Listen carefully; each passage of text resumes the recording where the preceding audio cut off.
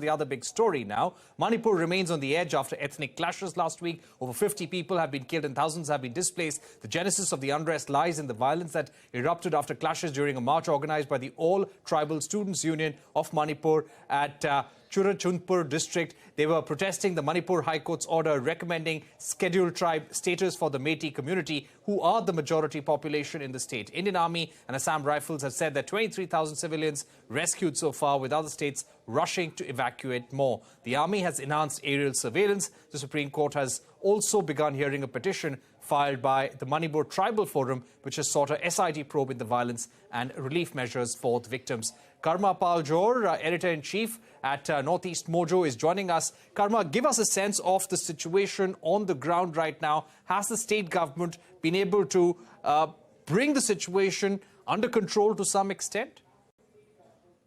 Yes, Parikshit. For now, after Article 355 was promulgated there is a large presence of paramilitary forces on the ground, over 10,000 plus personnel on the ground. So we can say violence has been stemmed for now. But that doesn't mean that the troubles are over for the state, because, this has led to a movement of large number of people, which is, a big worry. And also for the people staying in the camps, there have been the temporary makeshift camps for their protection to communities. So the Meitei people stuck in Churachandpur and are in police military camps, DC Bungalow, they're there. So because of that, tension remains. And we've had a report saying that, they are not getting drinking water, rations are running low. So those are the worries that are already there. In Imphal also, similarly, there are these camps, makeshift camps for the Kuki people. So there also we are hearing that the same problems persist.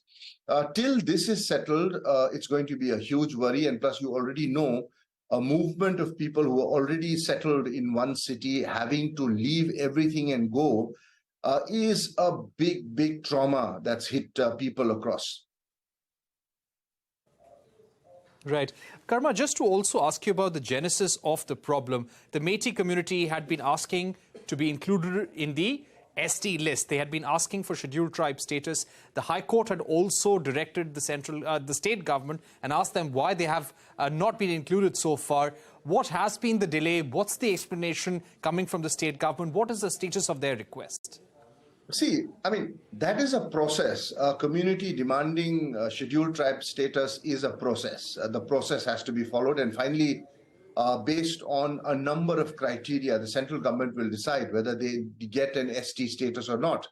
But I think on the ground, people are making it very, simplifying it, And the issues are not simple at all. If we are to look at how of the conflict, then we'll have to go back many years and look at the uneasy relationship that is there. Also look at the insecurity of the Meitei people who are there in the valley, and also look at how the tribals are placed in the hills. So this tension, this problem between the Kukis and the Meiteis have existed. Now the narrative, if we look at narratives, there are different narratives that are being played.